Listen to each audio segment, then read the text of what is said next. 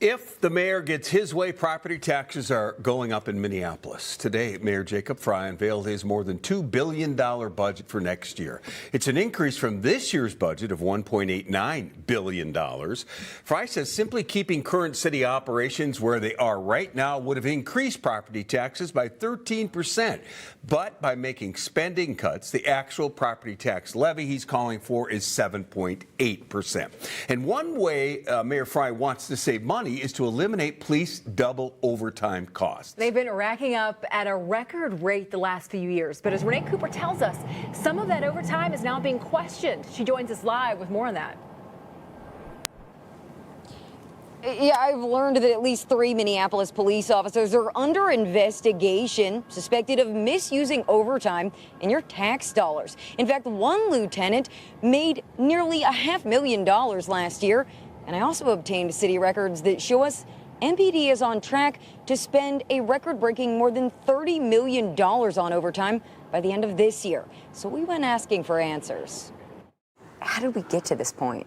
Yeah, great question, Renee. Thank you. Our number one priority as a city is community safety. Deputy Community Safety Commissioner Jared Jeffries says years of record OT costs have been about making up for officer vacancies, and to fill them, MPD has also bumped up base pay.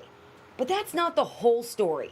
MPD confirms at least 3 officers are under investigation for potential overtime violations. We don't know who.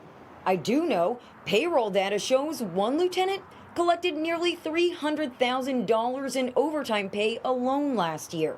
A couple more officers also took home more than $200,000, and more than 15 took home more than $100,000 on top of their base salary. I think the amount of money that they earn is less concerning to me than the hours that they work and making sure that they are performing well on the streets in following MPD policy. But when we're talking about $300,000 a year in just straight overtime, is that even possible within department policy to make more than your salary in overtime? Should that be possible?